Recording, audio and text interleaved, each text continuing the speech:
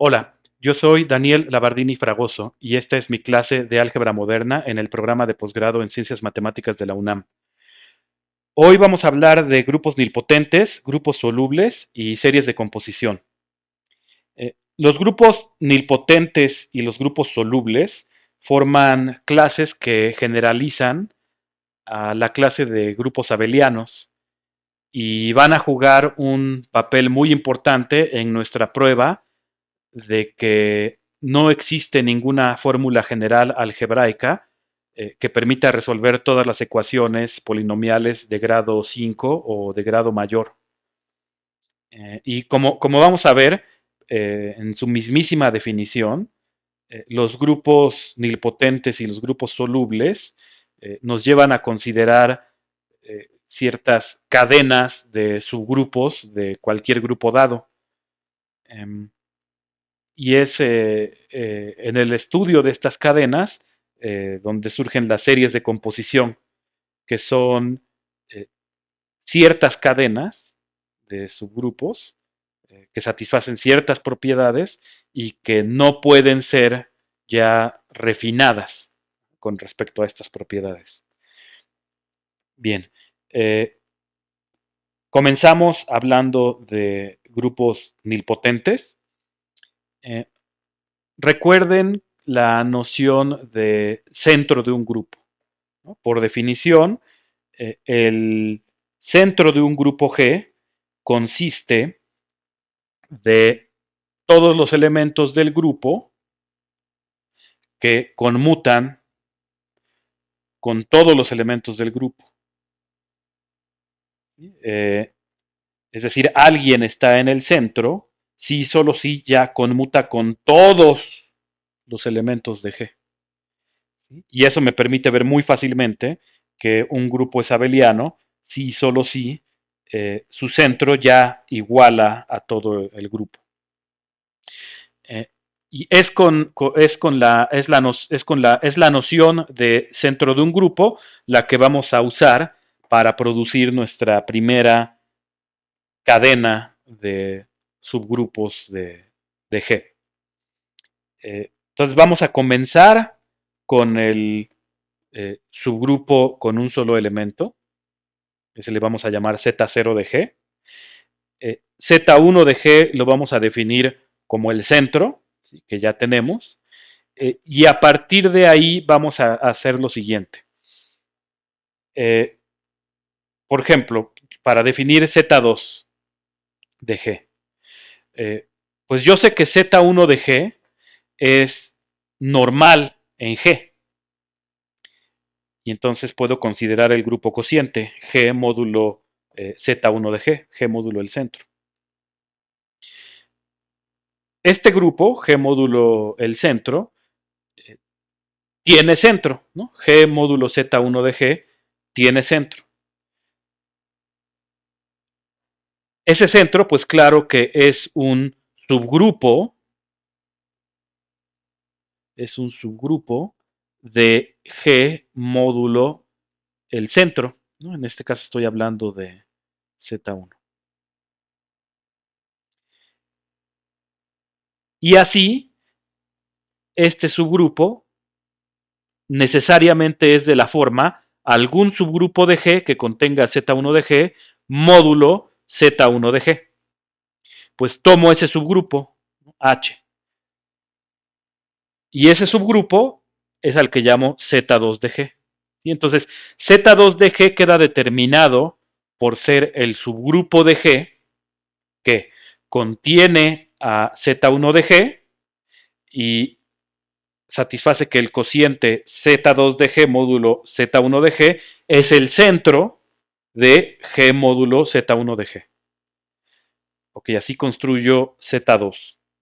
Ahora, Z2 de G es normal en G porque cuando hago el cociente de él por Z1 de G, lo que obtengo es el centro de G módulo Z1 de G, que es normal en el cociente G módulo Z1 de G. Así, Z2 de G es normal en G y puedo continuar la construcción, ¿sí? En general, pues la construcción es recursiva, ¿no? Y pues suponiendo que ya construí ZK de G y que ya logré construirlo de manera que sea normal en G, pues defino el siguiente, ZK más 1 de G, mediante el procedimiento que acabo de describir. Lo describo una vez más. Considero, pues como ya me fue dado ZK de G y estoy suponiendo, y ya me fue dado como un subgrupo normal de G, puedo formar el grupo cociente G módulo ZK de G. Este cociente tiene centro y ese centro, al ser subgrupo del cociente, pues es de la forma alguien módulo ZK de G, donde el alguien es algún subgrupo de G que contiene a ZK de G. Pues ese alguien justamente es el que defino que sea ZK más 1 de G. ¿Sí? Entonces es el subgrupo que queda determinado por ser el subgrupo de G que contiene al que ya me habían dado y con la propiedad de que cuando hago el cociente por el que ya me habían dado, justamente le pego al centro del cociente G módulo ZK de G. Como este cociente, como el cociente del nuevo que estoy obteniendo, módulo el que ya me habían dado, es normal en el cociente G módulo ZK de G, pues el nuevo es normal en G. ¿Sí? Y esto se sigue de nuestro estudio de los subgrupos y subgrupos normales de un grupo cociente en términos de los subgrupos y subgrupos normales del grupo antes de hacer cociente, ¿no? De esos subgrupos que contenían al subgrupo por el que estoy haciendo cociente. Es todo lo que estoy usando, ¿sí? En esta construcción. Un poco de nomenclatura, un poco de terminología. ZK de G es llamado el késimo centro de G, ¿no? Entonces, por ejemplo, nuestro viejo centro es ahora el primer centro de G. Y esta cadena ascendente de subgrupos es llamada la serie central ascendente de G. ¿Sí? Observen que al menos a priori no es claro que en algún momento algún Zn de G ya es todo G, ¿no? Eso no es para nada claro.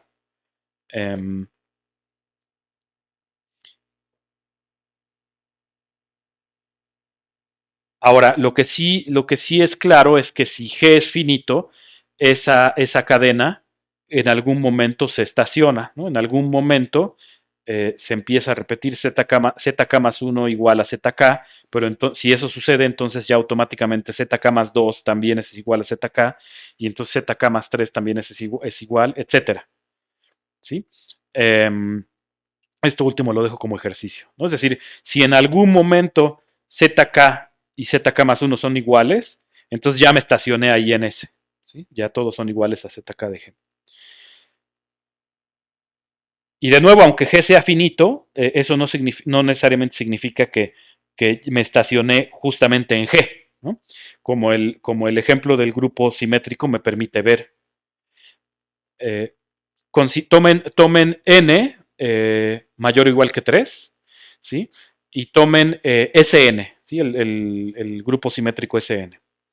Nosotros ya vimos que para cualquier permutación diferente de la identidad en Sn, es posible encontrar otra permutación con la que no conmuta, ¿no? Es decir, si me dan una permutación distinta de la identidad, ella no está en el centro porque le puedo construir, de hecho, muy explícitamente a alguien con quien no conmuta.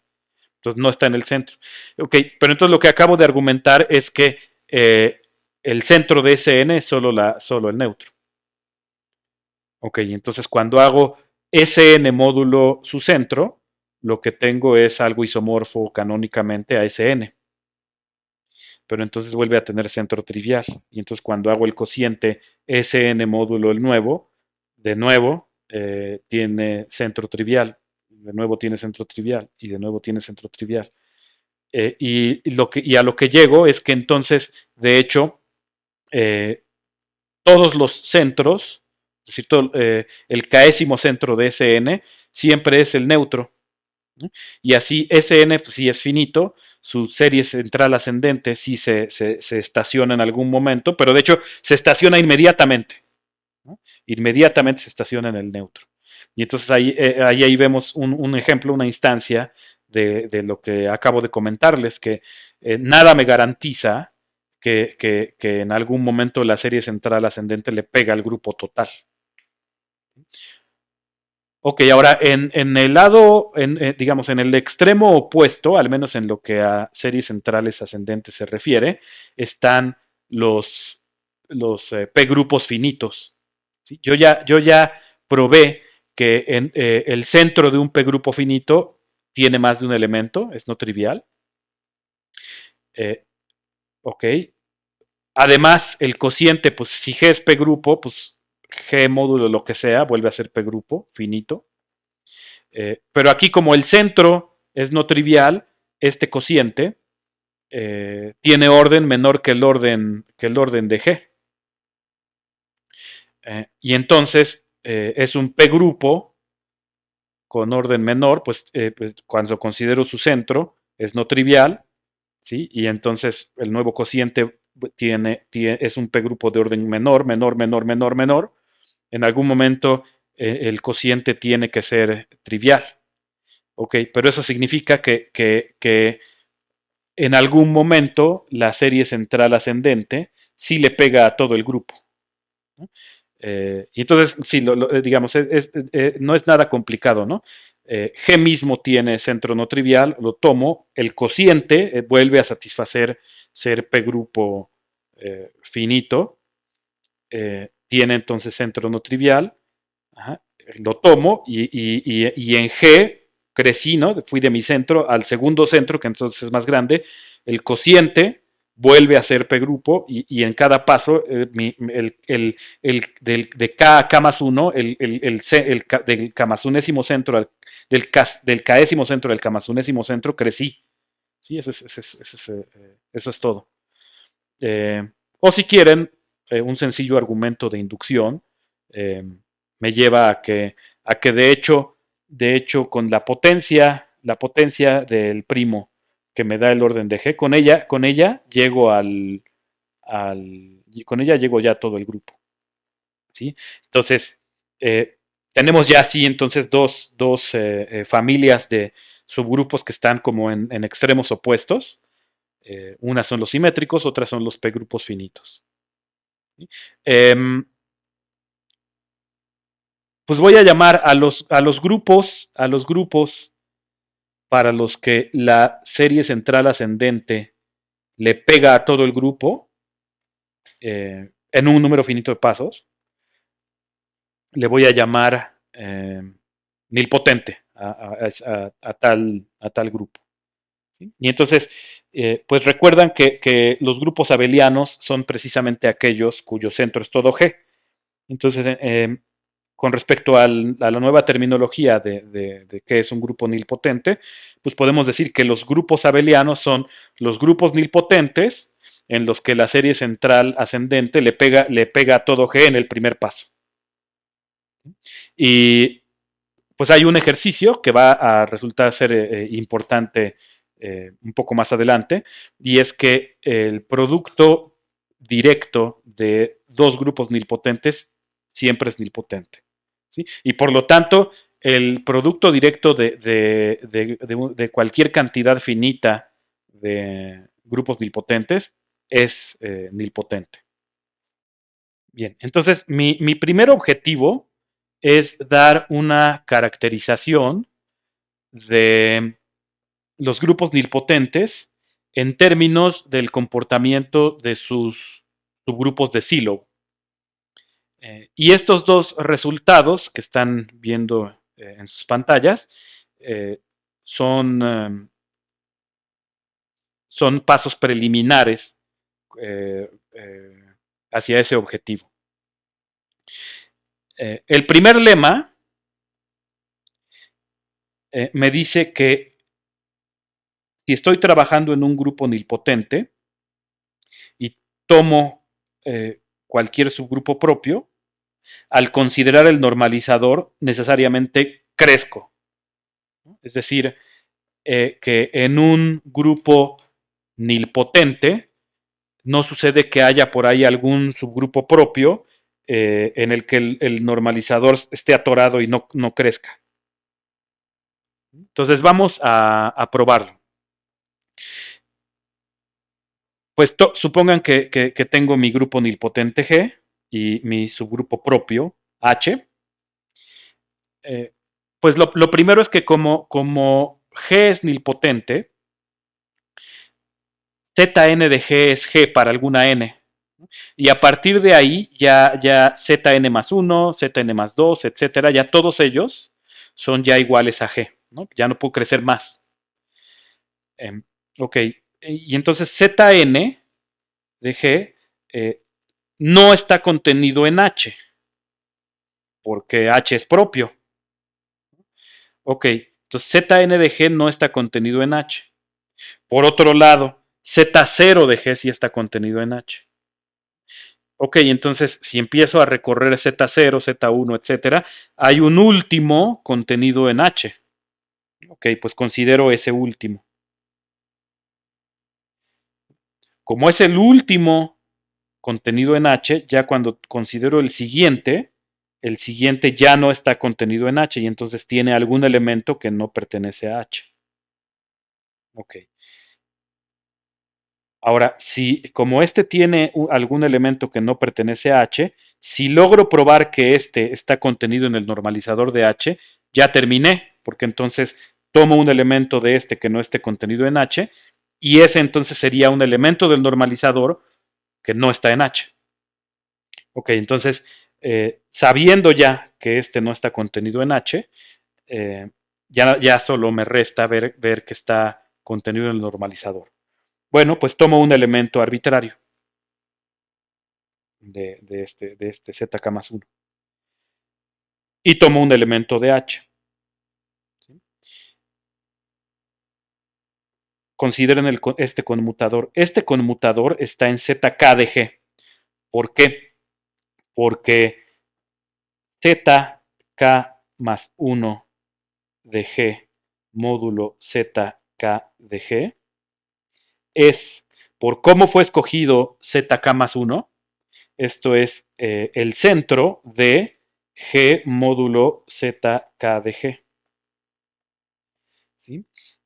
Pero al ser el centro de algo, es abeliano, ¿no? Porque de hecho los elementos de este conmutan no solo entre ellos, sino de hecho conmutan con todos los elementos de este, ¿no? Bueno, entonces este es abeliano, ¿no? Y entonces este es abeliano, pues son lo mismo. Pero ser abeliano, recuerden que pues justamente equivale a que siempre que considere yo un conmutador, esto me dé el neutro. Ok, y entonces todo conmutador de aquí me da el neutro. Pero pues ya eso significa que que en términos de representantes de clases módulo ZKDG, este pues pertenece a este, ¿no? Ok, pertenece a este que está contenido en H, así lo tomé, ¿sí? Y entonces este elemento está en H, como H también está en H, pues cuando multiplico vuelvo a caer en H mayúscula y así este conjugado está en H. Pero que ese conjugado está en H significa que G minúscula, que G minúscula está en el normalizador. Está en el normalizador. Ok, y eso concluye, ¿no? Eso me muestra que, en efecto, ZK más 1 de G está contenido en el normalizador, porque mi G minúscula lo tomé como elemento arbitrario de ZK más 1. Ok, y eso como dije, termina la prueba, porque yo ya sé que en ZK más 1 de G sí que puedo encontrar un elemento que no está en H, y eso ya lo había visto. Ok, y entonces, pues, ese elemento está en el normalizador, pero no está en H. Ok, otro teorema que parece no tener mucho que ver con este lema, y lo que sucede es que lo vamos, después de probarlos, los vamos a combinar, este lema y este teorema. Y lo que me dice es, si tú tienes un P subgrupo de Silo de un grupo finito, ¿sí? Ahora el grupo finito para este teorema no lo supongo nilpotente. ¿Sí? Bueno, si me dan un subgrupo de Silo, pues puedo tomar su normalizador, ahí quizá crezco, ¿sí? Pero cuando tomo el normalizador del normalizador, ya no crezco, ¿sí? Es decir, yo tengo mi subgrupo de Silo, tomo su normalizador, y ya el normalizador de este ya no crece. ¿Sí? Ya pueden imaginarse cómo es que lo voy a combinar con este lema, ¿no? Para ver que cierto subgrupo de hecho tiene que ser normal, ¿no? Porque su normalizador no creció. Bueno, en fin, eh, vamos a probar este teorema. Entonces, la primera observación es algo que ya habíamos comentado, que es que si yo tengo que un subgrupo de Silo sea normal, digamos un P subgrupo de Silo sea normal, significa que es el único P subgrupo de Silo, ¿sí? Para ese primo P. ¿Sí? Y entonces, si yo tomo mi subgrupo de Silo P de mi grupo finito G, pues es subgrupo de Silo de G, pero entonces también con más ganas es subgrupo de Silo de su normalizador, ¿no? O sea, simplemente consideren el tamaño de P. El tamaño de P es la máxima potencia del primo que divide bla bla bla. Pues si ya era la máxima potencia del primo que dividía a G, pues sigue siendo la máxima potencia del primo que divide a este, ¿no? Al normal. Ok, y ahora P sí que es normal en su normalizador, ¿no? Por definición del normalizador. Eh, y así P es el único subgrupo de Silo, es el único P subgrupo de Silo, o sea, para ese primo, de su normalizador. No lo sé así de G, pero sí de su normalizador. Ok. Y así, cada vez que yo encuentre un P subgrupo de Silo del normalizador, voy a poder concluir que es mi subgrupo este subgrupo de Silo. Ok, ahora, claramente, cualquier subgrupo está contenido en su normalizador, ¿no? Entonces, claramente, este subgrupo, NGDP, está contenido en su normalizador, eso es obvio. Eh, yo quiero probar entonces la contención recíproca. Pues para la contención recíproca, pues tomen a alguien en N de G de N de G, de P, digamos N, eh, y pues la definición, el hecho de que pertenezca a este, me dice pues es que entonces normaliza a este, ¿no? Es decir, cuando considero este conjugado me da el mismo. ¿Ok? Entonces esto es simplemente la definición de que n pertenece a este. ¿Ok? Pero pues claro, el NG de P, claro que contiene a P, entonces cuando conjugo, pues contiene a el resultado de conjugar. Ok, y entonces ahora cuando consideran entonces que este entonces está contenido en este, pues lo que me dice eso es que en particular es que he encontrado este P subgrupo de Silo de este subgrupo. Pero ya habíamos quedado que este tenía solo a este como P subgrupo de Silo. Ok, entonces este tiene que ser P. Ok, pero si tiene que ser P, pues eso es porque mi N que tomé eh, ya estaba en el normalizador de P, ¿no? Pues ya miren, lo normaliza. Y eso prueba esta otra contención. Y así pues son iguales. Eh, ¿Cuál es la combinación de estos dos resultados que voy a usar? Pues ahora supónganse que tengo ahora mi P subgrupo de Silo de mi grupo finito nilpotente G. ¿Sí? Entonces ahora supongan que además G es nilpotente, ¿sí? Que G es un grupo finito nilpotente y tomen el subgrupo de Silo UP. Bueno, entonces cuando yo considero el normalizador de P y, y, y, eh, eh, y me pregunto, bueno, este normalizador podrá ser un subgrupo propio de G.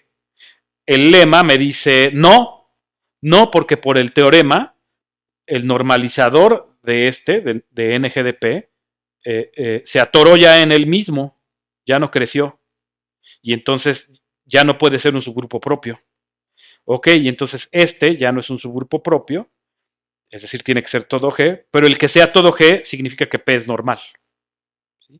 Entonces eso es como lo voy a aplicar. Que en un P grupo, que en un grupo finito nilpotente, cualquier subgrupo de Silo es a fuerza normal. Ok. Eh, y pues ya he llegado a la caracterización de los grupos nilpotentes finitos que prometí. ¿Sí? Entonces, si me dan un grupo finito G, las siguientes afirmaciones son equivalentes. Una, que es nilpotente. ¿Sí? Dos, que todos los subgrupos de Silo son normales. De hecho, acabo de argumentar por qué eso tiene que ser cierto. ¿Sí? Pero, digamos, permítanme decirlo de otra forma. Que todos los subgrupos de Silo son normales equivale a que para cada primo P minúscula, hay exactamente un P subgrupo de Silo. ¿Sí? Entonces eso podría yo ponerlo como una condición ahí extra que también es equivalente. ¿No? Es decir, que cada primo admite exactamente un subgrupo de Silo. Ok, la siguiente condición es que G es el producto directo de sus subgrupos de Silo. Entonces vamos a probarlo. Eh, Esencialmente ya demostré que uno implica dos, ¿sí? Pero hago el argumento por, para evitar huecos. ¿Sí? Entonces supongan que G es nilpotente, es decir, supongan uno, ¿sí? Y tomen cualquier subgrupo de Silo. Entonces, por el teorema anterior, automáticamente yo sé esta igualdad. Y eso me dice que entonces este no puede ser un subgrupo propio, porque de otra manera estaría contenido propiamente en su normalizador. Ok, entonces no es propio, entonces tiene que ser el total. Eh, pero que sea el total significa que P es normal en G. ¿Sí? Entonces sí, es exactamente el mismo argumento que había yo dado. Probemos ahora que 2 implica 3. ¿Sí? Entonces supongan que todos los subgrupos de Silo son normales. ¿Sí? Y entonces eh, tengo un caso posible, que es que G tenga exactamente un subgrupo de Silo. No para un solo primo, sino que en total, aunque deje yo variar todos los primos, tenga yo solo un subgrupo de Silo. Entonces, es decir, que entonces solo con respecto a un primo hay subgrupo de Silo. Ok, pero entonces ese subgrupo de Silo, eh, pues tiene que ser todo G, ¿no? Digamos, por el teorema de Cauchy, por ejemplo. Eh, Tiene que ser todo G, pero entonces, pues sí, claro que G es producto directo de sus subgrupos de Silo, ¿no? O sea, G es igual a G, y esta es una descomposición como un producto con un solo factor. Ok, entonces puedo suponer, sin pérdida de generalidad, que G tiene más de un subgrupo de Silo, ¿no? Como para cada primo P, estoy suponiendo que G tiene exactamente un subgrupo de Silo. Pues si yo tomo subgrupos de Silo distintos, pues automáticamente corresponden a primos distintos. Ok, pues tómenlos. ¿Sí? Y al corresponder a primos distintos, eh, su intersección tiene que ser trivial. ¿Por qué? Porque el orden de P es, P a la, es un primo a la algo, el orden de Q es otro primo a la algo, y en su intersección entonces pues tendría yo cosas de orden, potencia de un primo, pero también potencia del otro, eso no se puede, ¿no? Entonces la intersección es trivial, ¿sí? Y entonces combino el hecho de que la intersección es trivial con el hecho de que ambos son normales en G para concluir que el subgrupo generado por su unión es el producto directo de P y Q. ¿Sí? Um, sí, ¿no? Estas condiciones me dicen todo elemento de P conmuta con todo elemento de Q. ¿Sí? Y eso me implica que todo elemento de este puede ser escrito de manera única como alguien en P por alguien en Q. ¿Sí? Entonces, eh, sí resulta ya claro, ¿no? Si quieren producto directo interno. Eh, ok, y si ya G no tiene más subgrupos de Silo, pues de hecho ya terminé, ¿no? O sea, esto ya tendría que ser todo G. Eh, ¿Por qué? Porque si no fuera, digamos, supongan que aquí ya no hay más subgrupos de Silo, de G, y esto tiene que ser G, ¿por qué? Porque si no, pues habría alguien en G fuera de este, y para ese alguien hay de ahí puedo extraer, puedo llegar a un otro subgrupo de Silo, ¿no? Ok. Eh, y entonces voy a continuar de esa manera, ¿no? Pero entonces ahora en lugar de suponer que puedo tomar un tercer subgrupo de Silo, ¿sí? Voy a suponer que ya consideré K subgrupos de Silo, claro, correspondientes a primos distintos, y que para ellos ya probé que el subgrupo que la unión de ellos genera en G es el producto directo de ellos, si quieren producto directo interno. Y voy a tomar un subgrupo de Silo distinto de esos que ya consideré. Y ahora, pues sí, tomo los primos que corresponden a cada uno de los subgrupos de Silo que tengo en este momento, que son P1, P2, etcétera, hasta PK más 1, y veo que esta igualdad, que por ejemplo en particular me dice que todos los elementos de PI conmutan con todos los elementos de PJ y que por lo tanto todo elemento de este subgrupo puede ser escrito como una palabra, ¿no? Alguien en P1 por alguien en P2, etcétera, por alguien en PK. ¿Sí? Eh, pues sí, porque usando la conmutatividad puedo rearreglar todo, ¿no? Eh, pues eso me permite ver que cualquier elemento de ese subgrupo tiene por orden un producto de potencias de los primos correspondientes a P1 hasta PK. Pero PK más 1 no participa para nada en el orden de cualquier elemento de este subgrupo. Y de ahí, de manera similar a como hice antes, puedo deducir que esta intersección es solo el neutro. Eh, sí, porque si no podría yo, si no, pues tomaría yo un elemento en esa intersección. Ese elemento tendría orden, por un lado, pk más 1 a la algo, y por otro lado, un producto de estos. Y eso no puede ser. Eh, ok, entonces la intersección es trivial. Este subgrupo claro que es normal, es lo que estoy suponiendo, ¿no? Que todo subgrupo de Silo es normal en G. Eh, pero también como P1 es normal en G, etcétera, hasta PK, cada uno de ellos es normal, el subgrupo que su unión genera vuelve a ser normal. Pues sí, ¿no?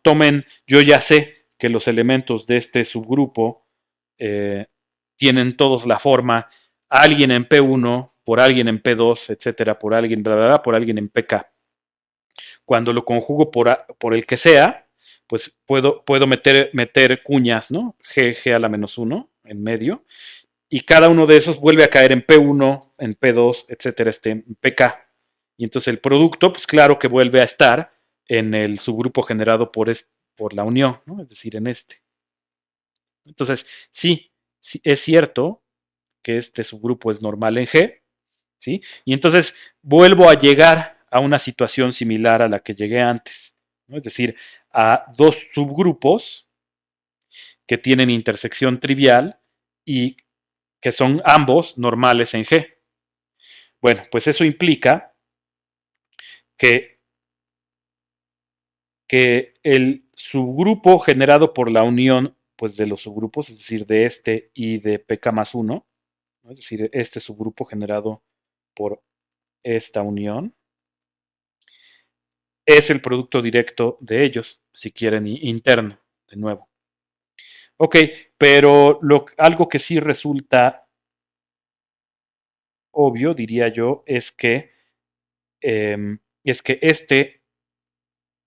este subgrupo es igual al subgrupo de G generado por P1, la unión, bla, bla, bla, hasta PK, unión PK más 1.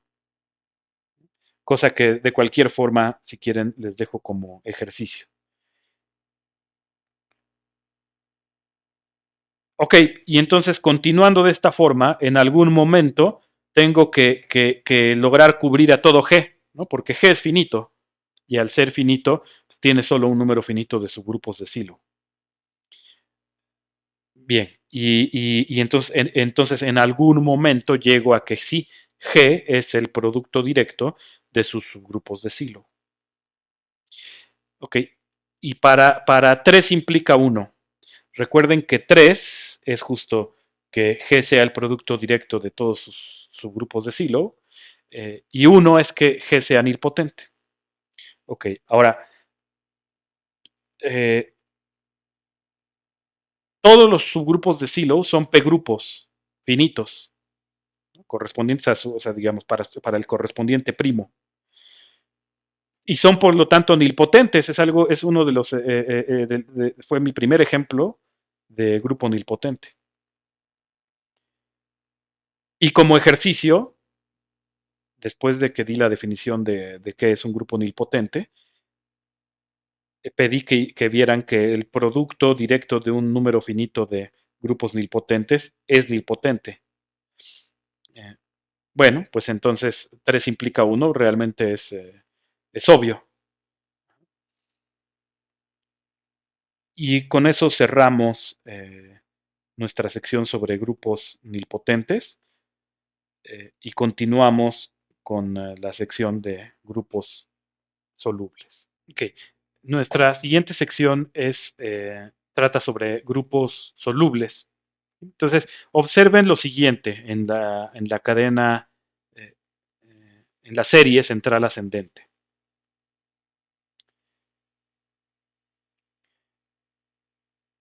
Como yo sé, y como dije hace un momento, que zk más 1 módulo zk de g es abeliano, eh, yo sé que siempre que tome yo un elemento, que tome un conmutador de elementos de aquí, ¿no? Es decir, que si tomo A y B en zk más 1 de g, pues automáticamente A, B, A a la menos 1, B a la menos 1, como su clase de equivalencia módulo zk de g es trivial, porque este grupo es abeliano, pues este está en zk de g. Es decir, yo sé que si tomo un conmutador de elementos de este, caigo en el anterior. Y si ahora tomo un, un conmutador de elementos de este, caigo en el anterior, etcétera. ¿No? Pues eso me lleva a hacer la siguiente consideración. Ok, ¿por qué no tomas todos los conmutadores que puedas tú formar con elementos de G y luego toma todos los que puedas formar y todos los que puedas formar y así ir yendo hacia abajo, ¿no? Como parece que estoy haciendo aquí. Digamos, como parece que estoy haciendo aquí, de derecha a izquierda, al considerar conmutadores. Pues esa es la idea básica de cómo se forma eh, la serie de grupos derivados, que va a ser entonces ahora descendente. Entonces definimos el subgrupo conmutador o subgrupo derivado de G como el subgrupo generado por todos los conmutadores que pueda yo formar con elementos de G.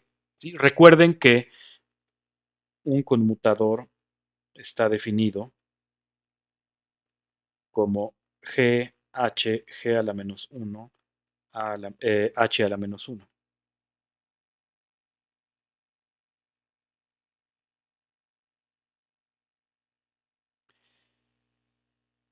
Ok, ese es el subgrupo derivado y uso esta notación un poco chistosa, corchetes de G, G.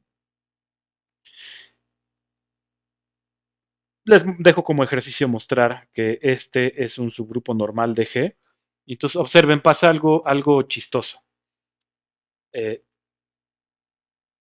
si yo tengo que poner aquí subgrupo generado porque este conjunto eh, no necesariamente es subgrupo. ¿Ok? No necesariamente es subgrupo, pero algo que sí se puede ver es que es cerrado bajo conjugación, aunque no sea subgrupo. Y entonces, al ser cerrado bajo conjugación, el subgrupo que genera también es cerrado bajo conjugación. Ok, entonces es un subgrupo normal. Eh, y aquí sucede algo que me recuerda eh, la filosofía de las construcciones libres, ¿no? Cuando hablamos de grupos libres, es decir, de producirme grupos con comportamientos prescritos o predeterminados o con comportamientos escogidos a priori. Porque si yo quiero decir, ok, yo quiero en G yo quiero volverlo abeliano, pues algo que puedo hacer es hacer cociente por el subgrupo consistente de las cosas que deberían ser el neutro si estuviéramos hablando de grupos abelianos. ¿Sí? Pues justamente esto es como la versión abeliana de G, ¿no? De hecho es llamada la abelianización de G. Entonces el ejercicio es probar que es abeliano. ¿Sí? Eh, y de nuevo, de alguna manera recordándome o evocándome las propiedades libres, pues de hecho cualquier homomorfismo de G que salga hacia un grupo abeliano, de G a un grupo abeliano, cualquiera, se factoriza de manera única a través de la proyección hacia este grupo abeliano. Entonces, para cualquiera de aquí existe un homomorfismo que hace conmutar este diagrama. ¿Sí? Y eso, por ejemplo, me dice que en este grupo colapsé las cosas que tenía que colapsar a fuerza si quería yo obtener algo abeliano, pero no colapso nada que innecesariamente, ¿no? Porque a cualquiera hacia el que haya colapsos, eh, lo puedo rescatar con este. Ok, este es como dije la abelianización del grupo G. Hay un teorema muy bonito de topología algebraica que dice que la abelianización del grupo fundamental de cualquier espacio topológico conexo por trayectorias es isomorfa, esa abelianización es isomorfa al primer grupo de homología con coeficientes enteros. Es decir, abelianización del grupo fundamental es primera homología con coeficientes enteros. Pero bueno, este no es un curso de topología algebraica, es un curso de álgebra, y entonces vamos a usar los subgrupos conmutadores para fabricarnos ahora una cadena decreciente de subgrupos de G. Eh, pues empezamos pues, con G y en el primer paso tomamos su subgrupo conmutador perdón, que es normal en G, y después podemos tomar el conmutador del nuevo, de este, que va a ser normal en el nuevo, y así sucesivamente. Y entonces, pues es la definición que están viendo ustedes en su pantalla. ¿Sí? Pues escribimos G0 y luego el siguiente, digamos, cada vez que tengamos ya uno, el siguiente es el subgrupo conmutador del que ya teníamos. Entonces, por ejemplo, G1 es entonces el conmutador G, G, ¿sí? Y así vamos descendiendo. Sí, en cada paso voy obteniendo un subgrupo normal del anterior, ¿no? O sea, el subgrupo conmutador es normal en G, etcétera. Luego el siguiente es normal en el anterior, ¿sí? Pero ya no puedo asegurar que todos son normales en G. Eso ya no lo puedo asegurar. Eso es algo que sí podía yo asegurar en el caso de grupos nilpotentes. ¿Sí? En el caso de grupos nilpotentes, como en cada paso tomaba yo el centro de un cociente de G, pues lo que el K+1 centro, pues sí volvía a ser normal en G. Pero ahora no, ahora ya no lo puedo asegurar, solo puedo asegurar que cada nuevo miembro de la cadena es normal en el anterior. Eso va a ser suficiente, porque, ok, ahora ya quizá no puedo formar los cocientes de G módulo cualquiera, pero todavía puedo formar cocientes de subgrupos consecutivos en la cadena. ¿Sí? Y ahora, un lema que en algún momento me va a ser bastante útil, eh, que es para ver cómo se comportan lo que vamos a llamar grupos solubles con respecto a sucesiones exactas cortas, este lema va a ser muy útil. ¿Sí? Es decir, si a mí me dan un homomorfismo de grupos, ese homomorfismo siempre lleva el késimo subgrupo derivado o el késimo conmutador en el késimo conmutador.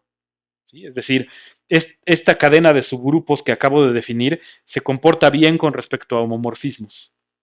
Y la razón es muy sencilla, la razón es que phi de un conmutador es un conmutador. Entonces, así, por ejemplo, esta igualdad claramente me dice phi de G1 está contenido en H1.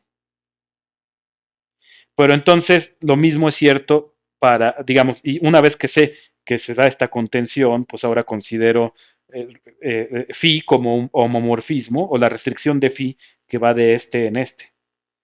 Y vuelvo a aplicar lo mismo, ¿no? Porque en cada paso es conmutador del anterior, etcétera, ¿no? Entonces, el mismo argumento, de hecho, me muestra esto para toda K. Ok, una cosa más. Observen pues, si phi es inyectiva, pues claro que la restricción de phi a este, como función de este en este, sigue siendo inyectiva, pues es restricción de una inyectiva, eso es obvio, pero también observen algo un poquito quizá menos obvio, que es que si phi es suprayectiva, entonces aquí tengo igualdad. ¿Por qué? Pues pruébenlo por inducción sobre K. Por ejemplo, para K igual a 1, aquí considero H1, y que es el subgrupo generado por los conmutadores de elementos de H. Pues un conmutador de esos, digamos A, B, A a la menos 1, B a la menos 1, con A y B en H, pues A viene de alguien y B viene de alguien si phi es suprayectiva. Y entonces es de la forma phi de un conmutador. ¿Sí? Y procedo entonces inductivamente sobre K. Eso va a ser importante pues justo en este teorema. ¿Sí?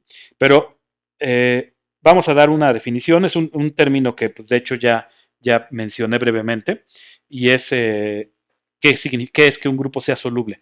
Un grupo es soluble si su cadena, si su serie descendente de sus grupos derivados en algún momento le pega al neutro. ¿Sí? Si G es un grupo finito, de nuevo, claramente su serie de subgrupos derivados en algún momento se estaciona y una vez que se estaciona, es decir, una vez que GK es igual a GK más 1, pues ya GK más 2 vuelve a ser igual y vuelven a ser igual y vuelve a ser igual. ¿No? Entonces, si, digamos, una vez que GK es igual a GK más 1, ya todos los que siguen ya son iguales a GK. Ok, bueno, si G es finito, si la serie descendente se estaciona, pero nadie a priori al menos, no sé que necesariamente se estacione en el neutro, ¿no? Ya en lo más pequeño posible. ¿Sí? Entonces llamo a un grupo soluble si sí lo hace. ¿Sí? Y como ejemplo de que en efecto no tiene por qué pasar que todo grupo sea que todo grupo finito sea soluble, es decir, que cuando se estaciona necesariamente sea en el neutro, pues tenemos a n. Nosotros ya sabemos que a n para n mayor o igual que 5 es simple, es decir, no tiene subgrupos normales no triviales. Y entonces cuando considero su subgrupo conmutador, ese subgrupo conmutador al ser normal en AN, pues es o el subgrupo con un solo elemento o todo AN. Pero no puede ser el subgrupo con un solo elemento, porque eso me diría que todos los conmutadores de elementos de AN son el neutro, es decir, que AN es abeliano. Pues no es abeliano. Entonces el conmutador es todo AN, y entonces la serie descendente de subgrupos derivados se estaciona de inmediato en AN. Y entonces AN no es soluble para n mayor o igual que 5. En contraste, todo grupo nilpotente es soluble. ¿Por qué? Pues sí, observen la serie central ascendente. La serie central ascendente, por definición, empieza en el neutro, ¿no? y continúa en el primer paso en el centro, etcétera. Ser nilpotente significa que en algún momento le pego a G como centro de alguien. ¿No? Ok, digamos, vamos a decir aquí que aquí tengo G. ¿Sí?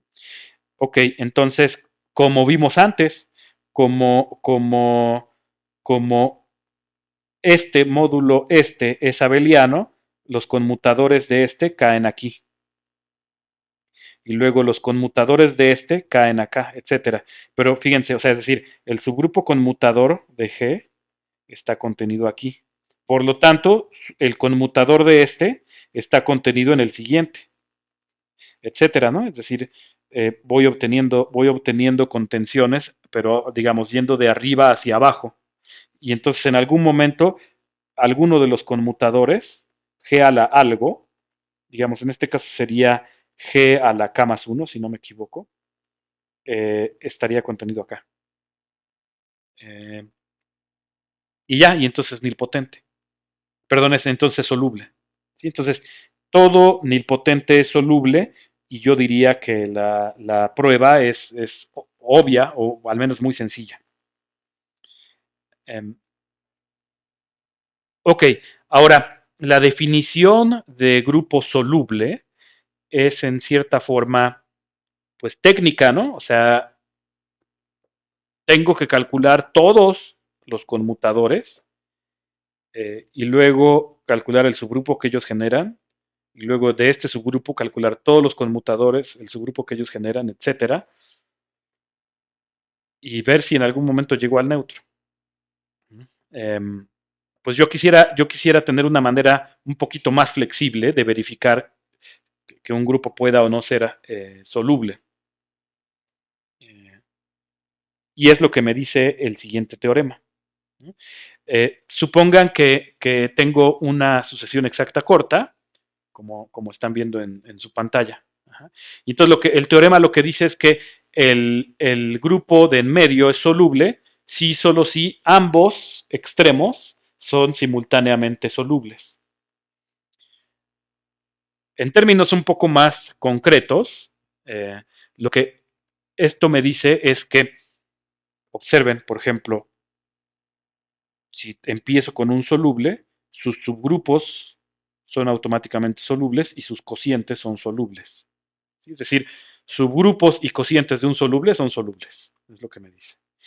Lo otro, en lenguaje ya en términos de extensiones, me dice extensión de soluble por soluble es soluble. ¿Sí? Es lo que me dice esta dirección. Okay, en particular, por ejemplo, como aquí en medio siempre puedo poner el producto directo de A con C, eh, pues yo sé que producto directo de solubles es soluble, por ejemplo, automáticamente, como corolario de este teorema. Pues vamos a probarlo. 1 implica 2. ¿No? Supongamos que B es soluble. ¿Sí? Entonces yo ya sé, por este lema, ¿sí? Es decir, de que phi lleva el késimo derivado en el késimo derivado, yo sé que tengo esta contención, phi del késimo derivado está contenido en el késimo derivado, y psi del késimo derivado está contenido en el késimo derivado. Ahora, psi es su proyectiva porque esta asociación es exacta. ¿No? Entonces, psi es su proyectiva. El núcleo de este, que es todo C, es la imagen de este. Psi es su proyectiva.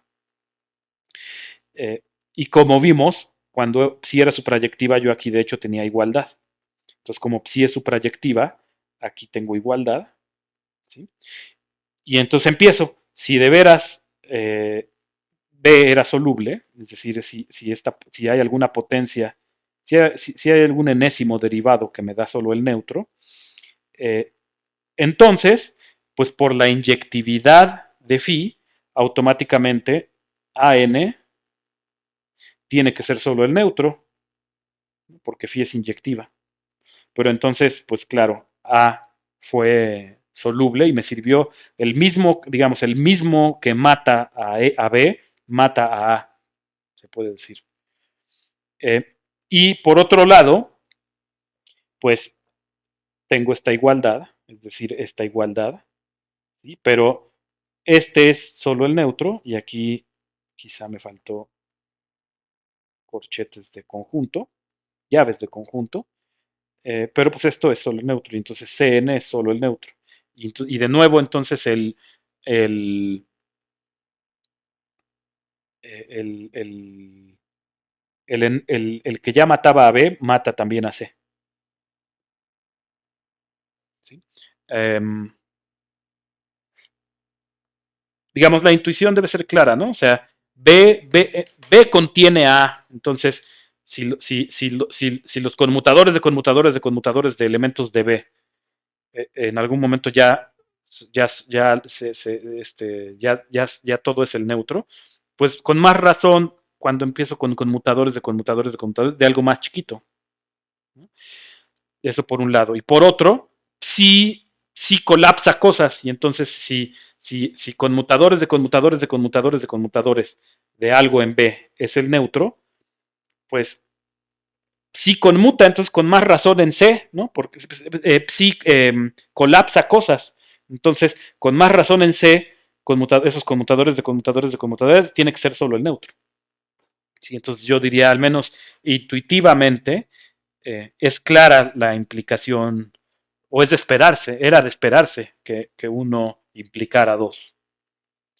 Ok, para 2 implica uno, la estrategia es tomar a alguien en B y, digamos, ir tomando conmutadores de conmutadores, digamos, de B, y entonces llegar hasta A, usando la nilpotencia de C, y luego la solubilidad de C, perdón, y luego llegar al neutro usando la solubilidad de A.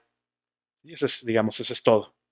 Eh, el argumento formal, pues supónganse que A y C son solubles, yo quiero mostrar que B es soluble, y tomen pues índices con respecto a los cuales los grupos derivados, los subgrupos derivados de A y de C, sean ya solo neutro. ¿Sí? Bueno, pues entonces, si de BM es CM, que es solo el neutro, y esto me dice psi de BM es solo el neutro, es decir, BM está contenido en el núcleo de psi, pero mi sucesión era exacta, entonces el núcleo de psi, perdón, si el núcleo de psi es la imagen de phi, el núcleo de psi es la imagen de phi. Claro, la imagen de phi pues es phi de todo el conjunto A, es la imagen directa de A. Ok, pero entonces, ya, entonces aquí es lo que dije, ya llegué a A. Bueno, a phi de A. Pues continúo, ¿no? Continúo, y entonces fíjense, tomar este grupo derivado, como es en cada paso tomo el conmutador del anterior, pues esto es lo mismo que primero haber llegado a este y luego seguirme n pasos más. Ok, entonces está contenido en este, ¿no? O sea, eh, pues sí, porque digamos, este está contenido en este, y entonces sus conmutadores están contenidos en los conmutadores de este, y así sucesivamente. Entonces este sí que está contenido en este, pero phi es homomorfismo, ¿sí?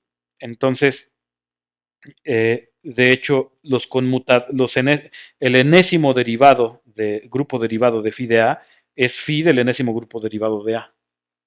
¿Sí? Si quieren, simplemente porque phi es un isomorfismo de A en la imagen de A. Ok, pero n es solo el neutro, llaves de conjunto, y la imagen del neutro es el neutro. Y entonces llegué justamente a que el m más enésimo subgrupo derivado de B es solo neutro, y entonces B es soluble. Eh, como dije, como consecuencia inmediata puede uno ver que el producto directo de dos grupos solubles es soluble.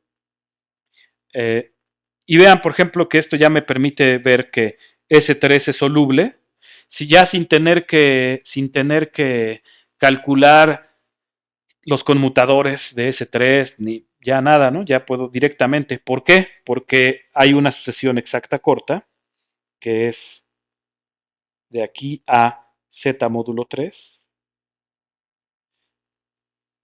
de aquí a S3, ¿no?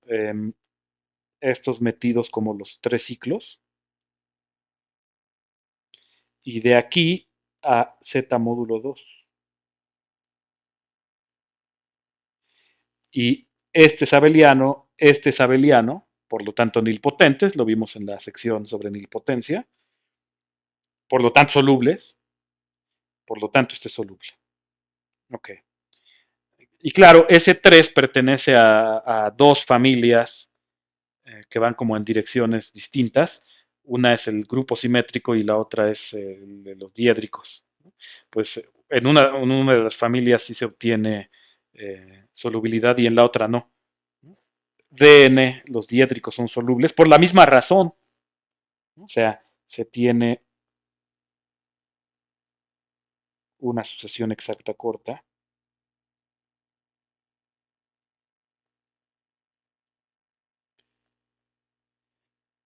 Y este es abeliano, por lo tanto nilpotente, por lo tanto soluble. Este es abeliano, por lo tanto nilpotente, por lo tanto soluble. Este es soluble. ¿Sí? Ok, y este no es soluble. ¿Por qué? Porque contiene un subgrupo que no es soluble, ¿no? O sea, aquí vimos esta implicación, me dice subgrupo de soluble es soluble. Ok, Pero ya vimos que AN no es soluble para n mayor o igual que 5. Entonces este no puede ser soluble. Ok. Um, y fíjense, no tuve que calcular ni un solo conmutador. Y por último, para concluir la clase de hoy, series de composición. Pues las nociones de grupo nilpotente y grupo soluble dependen directamente de considerar ciertas cadenas de subgrupos, ¿no? Eh, a saber, la serie central ascendente, como están viendo en sus pantallas, y la serie descendente de grupos derivados. Y la noción de nilpotencia está dada por, digamos, un grupo es nilpotente si su serie central ascendente conecta el neutro con todo el grupo. Y un grupo es soluble si su serie descendente de grupos derivados conecta el grupo total con el neutro. ¿Qué otras propiedades tienen? Pues, por ejemplo, en la central, en la serie central ascendente, todos son normales en G, pero en la serie descendente de grupos derivados, eso no necesariamente es cierto. Pero sí sigue siendo cierto que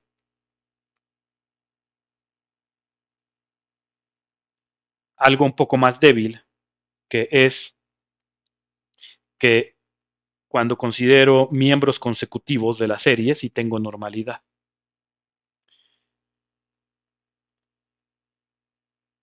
Pues rescato esta última noción, que claro que sigue satisfaciéndose en la serie central ascendente, ¿no? En la serie central ascendente, como todos son normales en G, cuando tomo dos consecutivos, claro que el chico sí es normal en el grande.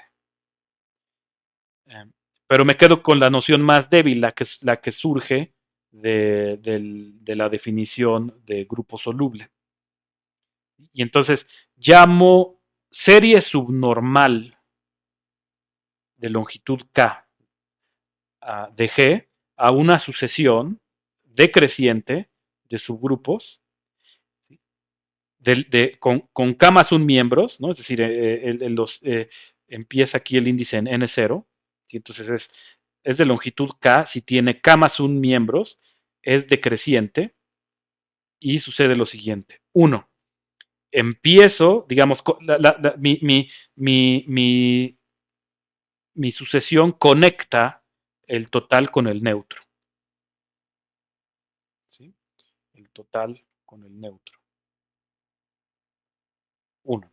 Dos, para que de veras sea longitud K y no me esté yo haciendo tonto como que de pronto repita yo el mismo grupo en dos lugares consecutivos, pues pido que todas las contenciones sean propias, ¿sí? Para, digamos, para evitar hacer teoría del conjunto del grupo con un solo elemento, eh, que sería el cociente, ¿no? Si fueran iguales. Eh, y que dados dos consecutivos, el chico sea normal en el grande. ¿Sí?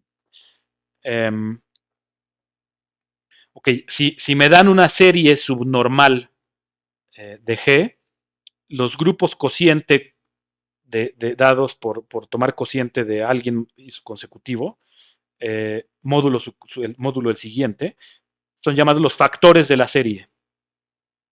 ¿Sí? Los factores de la serie S.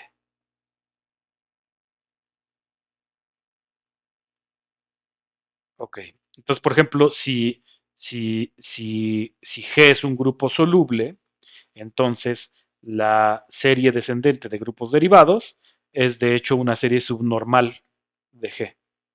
Claro, tiene uno que detenerse cuando ya llegó uno al neutro, ¿no?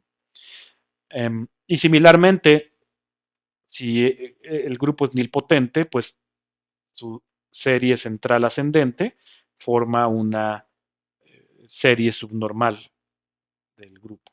Claro, de nuevo, haciendo el recorte en el momento en el que ya llegue a G. Eh, muchos autores reservan la palabra serie normal para el caso en el que no solo se tiene que para consecutivos el chico es eh, normal en el grande, sino que lo reservan para cuando todos son normales en G. ¿Sí? Entonces voy a respetar eso.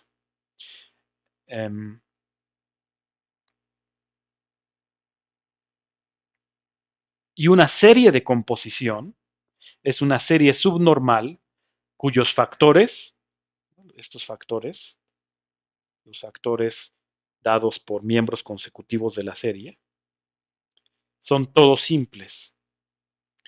Observen que eso significa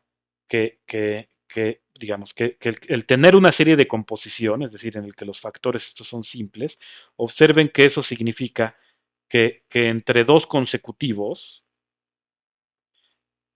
es imposible encontrar un subgrupo que tenga a este metido de manera normal y sea un subgrupo normal de este. Es decir, a lo mejor sí puedo encontrar subgrupos aquí intermedios, pero no puedo encontrar ninguno en el que N2 sea normal y que además eh, em, sea normal en N1. ¿Sí? Es decir, aquí que no existe. ¿Sí? Eh, Eso es lo que significa que mi serie subnormal sea de hecho una serie de composición.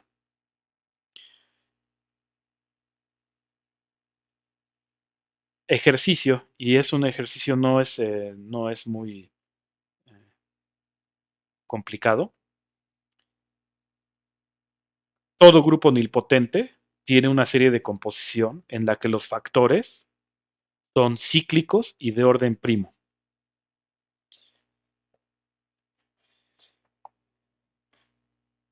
Ok, eso va a surgir, va a ser útil pronto.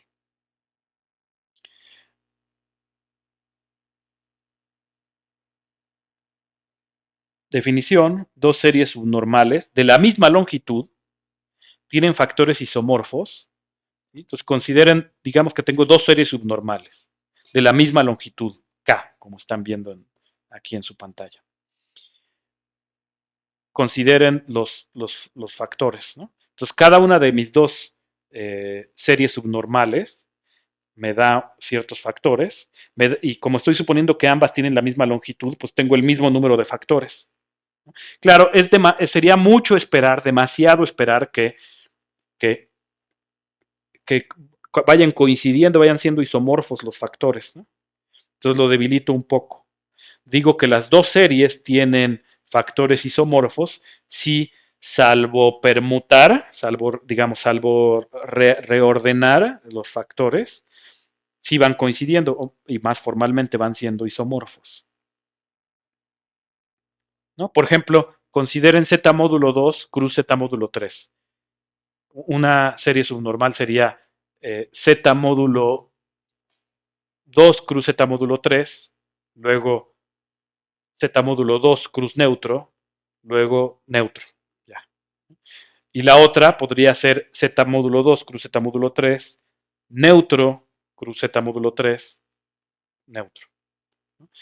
Eh, Cuando considero los factores de ambas, pues no van coincidiendo, pero sí coinciden salvo una eh, eh, permutación. Y el teorema, yo diría bastante sorprendente, de Jordan Hölder, nos dice que si me dan un grupo finito, entonces cualesquiera dos series de composición tienen la misma longitud y factores isomorfos. Y pues vamos a probarlo. En algún momento va a ser, yo diría, combinatoria, eh, pues bastante sencilla, muy bonita. La prueba va a ser por inducción sobre K. ¿Sí? Entonces, eh, eh, por inducción sobre K vamos a mostrar que si un grupo eh, admite una serie de composición de longitud K, Entonces, todas las series de composición tienen esa longitud y factores isomorfos. ¿No? Es decir, eh,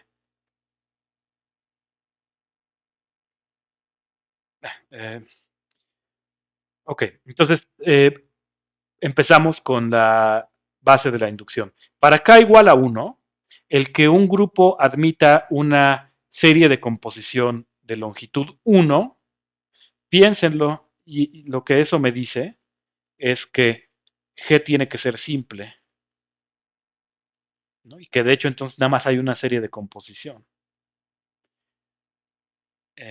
Y pues entonces el teorema pues claramente es cierto. Si solo hay una serie de composición, pues claro que todas tienen la misma longitud y todas tienen factores isomorfos.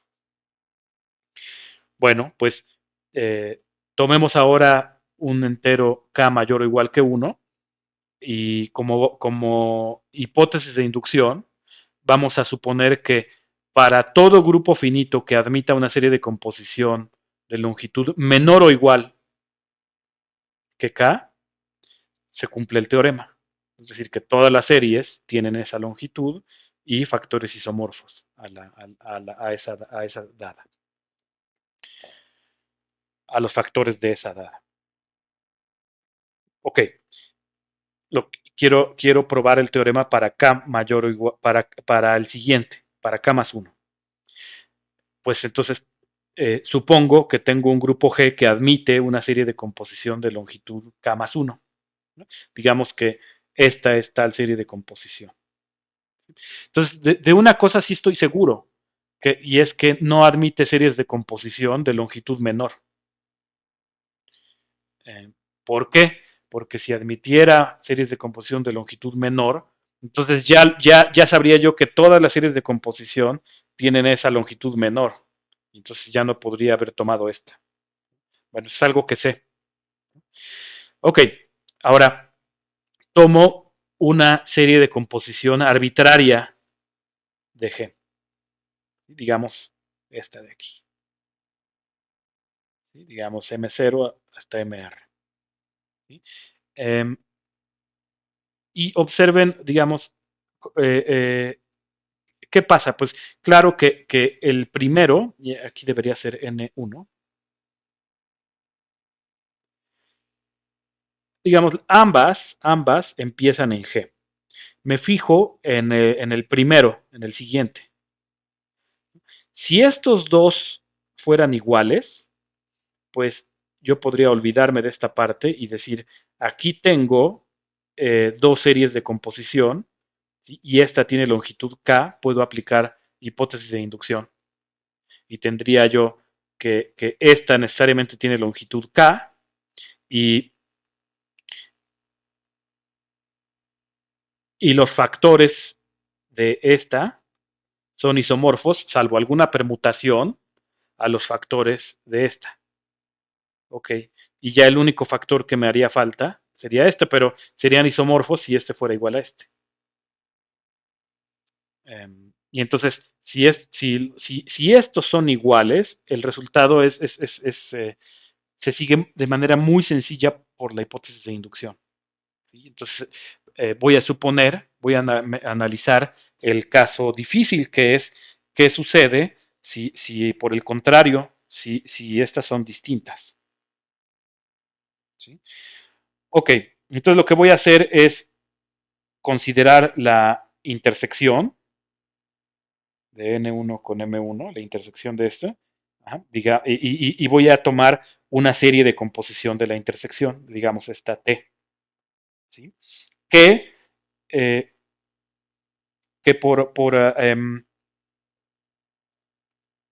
eh, por conveniencia voy a hacerla empezar no en el índice 0, sino en el índice 2. ¿Sí? Eso me va a ser un poco más útil más adelante. Ok, y entonces considero todas las series de composición que tengo hasta el momento. ¿No? Tengo esta, y esta la puedo seguir con esta parte o con esta parte. Entonces considero el diagrama de inclusiones, ¿no? Aquí tengo la de longitud K, la primera que consideré, la arbitraria, que que tomé después, luego supuse que estos son distintos, entonces tomo la intersección eh, y la de la intersección, ¿no? Aquí este empezó en L2, ¿no? Por eso, digamos, empezó en igual a L2. Ok. Y ahora, primero voy a argumentar acerca de las longitudes y luego me voy a preocupar por por los factores. La cuestión de los factores es un poquito más delicada. Sobre las longitudes, esta es de longitud K, ¿sí? Eh, y, eh, y aquí, como M1 es normal en G, como M1 es normal en G, su intersección con N1 es normal en N1. ¿Sí? Ok, además,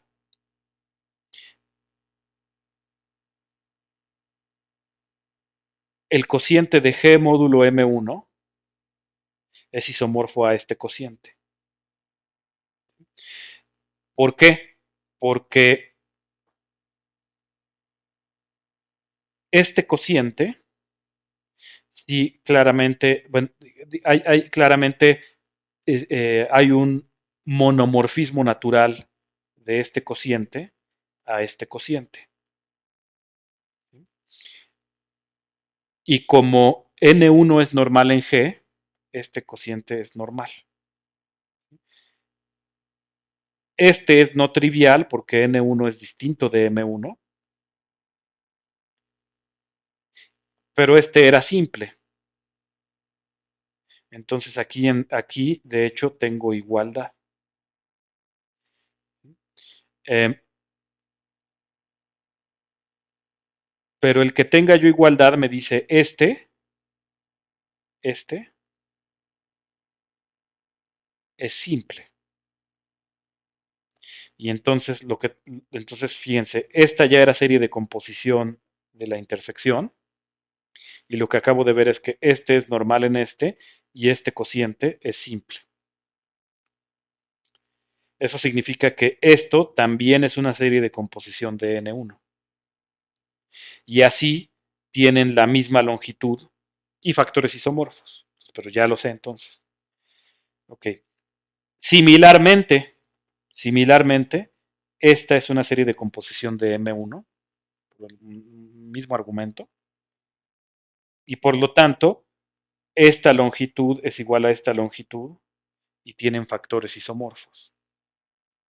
Ok, antes de analizar la cuestión de los factores, esta longitud es igual a esta longitud, o sea, K igual a igual a esta.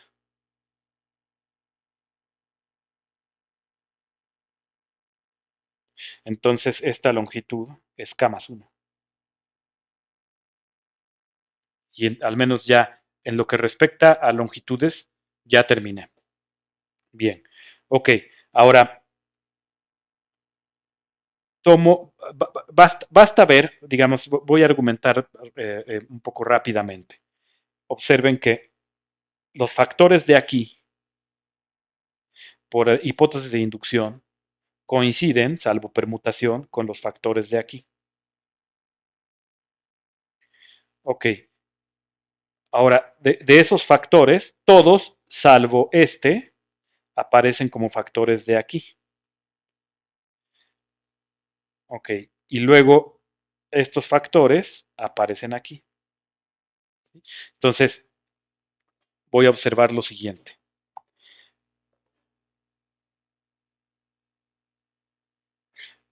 Consideren este factor. Este factor ya argumenté que es isomorfo a este factor. Entonces, aquí pongo, digamos, una marquita, porque son isomorfos. El mismo argumento me dice que este factor es isomorfo a este factor. Bien. Eh,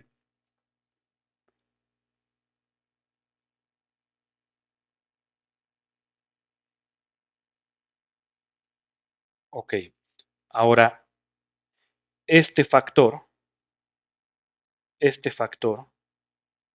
aparece necesariamente en uno de estos, por hipótesis de inducción, porque ya sabemos que las longitudes todas son k.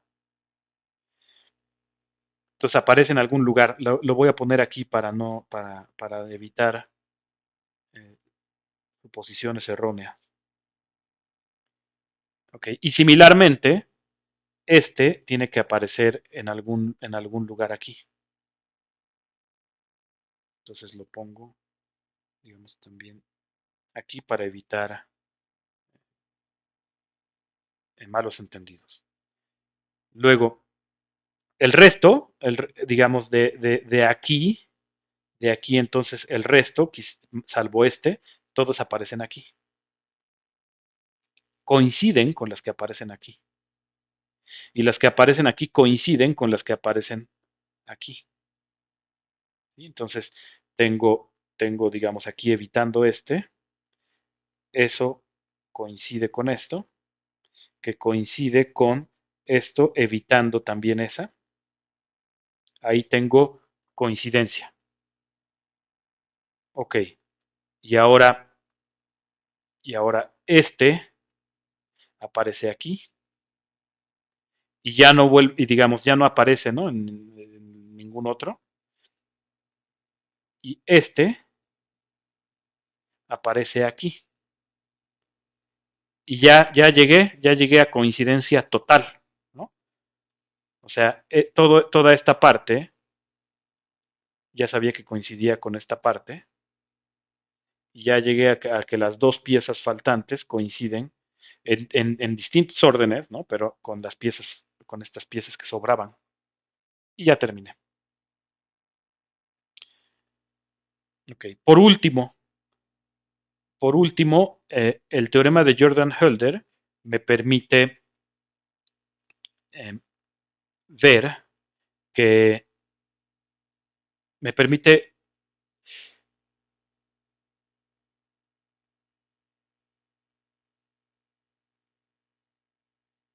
dar un criterio para verificar que un grupo es soluble, eh, como dije antes, sin tener que estar siempre calculando grupos derivados, ¿no? O conmutadores. La equivalencia es esta. Un grupo finito G es soluble eh, si solo si tiene alguna serie subnormal con factores abelianos, alguna. No, no importa que sea distinta a la serie descendente de subgrupos derivados. Y esto es equivalente a, por ejemplo, si de pronto digo, ok, calculo simplemente su serie de composición. ¿Será que pueda yo ver en su serie de composición si es soluble o no? Y la respuesta es sí. Si uno calcula la serie de composición, resulta ser que G es soluble si, solo si los factores son todos cíclicos y de orden primo. Ok, pues veamos. Y si G es soluble, pues su serie descendente de grupos derivados es subnormal y los factores son abelianos. ¿No? Los factores son abelianos justamente G módulo, porque cualquier grupo módulo su conmutador es abeliano, como mencioné aquí. Cualquier grupo módulo su conmutador es abeliano. Cuando me dan dos miembros consecutivos de la serie descendente de subgrupos derivados, eh, pues uno es el conmutador del anterior, ¿no? Entonces, pues el cociente es abeliano. Entonces, sí, que uno implica dos es obvio. ¿Okay? Que dos implica tres. Pues supongan que comienzo con supongan que comienzo con mi serie subnormal con cocientes abelianos ya no necesariamente la de los grupos derivados, y yo quisiera ver que los factores de composición, los factores de cualquier serie de composición, son cíclicos y de orden primo. Pues lo que hago es, o sea, yo sé que cualquiera de los cocientes de consecutivos, digamos nj módulo nj más uno, yo sé que ese es abeliano. Eh, Al saber que es abeliano, sé que es nilpotente. Al saber que es nilpotente, sé que, como dije en este ejercicio, tiene una serie de composición eh, cuyos factores son grupos cíclicos de orden primo. Ok, de manera que aquí yo sé que para este es posible encontrar una serie de composición eh, con factores cíclicos de orden primo. Esa serie de composición, que son subgrupos, es una cadena de subgrupos de este, pues la levanto a subgrupos de este. Y lo que obtengo es que aquí en medio, entre estos dos, meto esos subgrupos de NJ. Y lo que hice fue refinar, refinar mi serie subnormal. Y eso lo hago por cada dos consecutivos. Y así es como llego a una serie de composición de todo el grupo eh, con factores cíclicos de orden primo. Okay. Y finalmente, que 3 implica 1, pues supongan que los factores de composición son cíclicos de orden primo. Pues ahí ya nada más voy a usar la abelianidad de los factores, ¿no? O sea, yo sé que este módulo, el siguiente, es abeliano, y entonces, y yo sé que empieza en G esta serie de composición y termina en el neutro. Pero, ok, sé esas dos cosas, pero al saber que los cocientes consecutivos son abelianos, lo que yo sé es que cuando tomo los conmutadores de aquí, de elementos de aquí, caigo aquí. Ok, entonces empiezo aquí. Los conmutadores, los conmutadores de elementos de G caen todos aquí. Y por lo tanto los conmutadores de elementos de G caen en el siguiente, etcétera. Entonces por inducción llego a que de hecho eh, GK está contenido aquí. Y fíjense que solo usé que los consecutivos son abelianos. Perdón, que el cociente de consecutivos es abeliano. Y eso concluye la clase de hoy.